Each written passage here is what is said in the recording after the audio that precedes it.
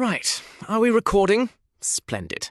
Let's get this over with. I've got a lukewarm takeaway waiting for me. Look at the screen. The Samsung trap. I know why you're here. You're sitting in an air-conditioned office in New York or London, staring at your Bloomberg terminal, wondering why your elegant little discounted cash flow models are failing the Yayido stress test. You think you're playing a global tech cycle. You're not. You're playing the K-market, and quite frankly, your spreadsheets are absolute bollocks here. Welcome to the harvest. Ah, the national stock. This is my favorite bit of fiction. The narrative over here is that the HPM4E supercycle is going to carry retail investors to the promised land, a neat 300,000 won a share. It's a lovely story. Almost makes me want to shed a tear. But here's the grim reality. Foreign institutions hold nearly 49% of this float. They aren't holding it out of a deep emotional connection to Korean semiconductors. They are riding the retail FOMO, the K sentiment wave, and waiting for the exact moment the fever breaks to dump their bags onto the punters. Add in a cool $40 billion in performance bonuses and a looming union strike, and you don't have a stable tech giant. You have a ticking time bomb wrapped in a microchip. Next slide. The 6x PE mirage. I've read the reports. I've seen the analysts in their bespoke suits pointing at these numbers. 345 trillion won in operating profit by 2026. A forward PE of 6.4. It's a bargain, they cry. A generational buying opportunity. It's a mirage, mate. In this market, perfect macro numbers and pristine valuations are just premium wrapping paper used by smart money to package their exit liquidity. If you're buying this stock right now solely because the PE ratio looks cheap on paper, I genuinely suggest you take your money to a casino. At least there, they give you free drinks while you lose it. Now we get to the fun part, the tape.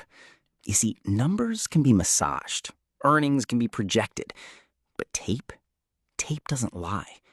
Look at this single-day plunge, down 8.62%. And the volume? 37 million shares. Wall Street models don't bleed, but this tape does. This isn't a healthy correction or a dip buying opportunity. Over 37 million shares changing hands as the price falls off a cliff is the undeniable bloody fingerprint of institutional distribution. They hit the sell button, and they didn't care who was standing underneath. The bulls didn't just retreat. They were taken out back and shot. Which brings us to the psychology of the slaughter, the retail panic index. Right now, the retail buyers who FOMO'd in near 290,000 are frozen. They're sitting in group chats telling each other to hold the line. It's tragic, really. That denial is decaying into pure panic. Every morning at exactly 9 a.m., the brokers step in and automatically liquidate the margin accounts of the poor sods who borrowed money to buy the top. It's a daily ritual of forced selling. And hanging over all of this is the union strike. It's the perfect invisible excuse for the big boys to justify the dump. You can practically smell the stale coffee and regret from here. Right. So, how do you not lose your shirt? The survival guide. First rule, keep your bloody hands in your pockets. Do not try to catch this falling knife unless you enjoy the sight of your own severed fingers. Patience is profit. Wait for the morning retail flush to finish. We are looking for the volume to completely dry up around the 60-day moving average, preferably with a late afternoon doji candle. Let the other idiots take the damage first. The fixers exit. If you do take a punt on the bounce, set a mechanical trailing stop. If that strike triggers and the price breaks 260,000 on high volume, you exit everything. No second thoughts. No, let's wait and see. You get out, or the trapdoor opens to a 20% valuation reset. Your goal is to harvest the AI cycle, not become part of the bloody mulch. Right, that's it. We're done here. I'm going to the pub.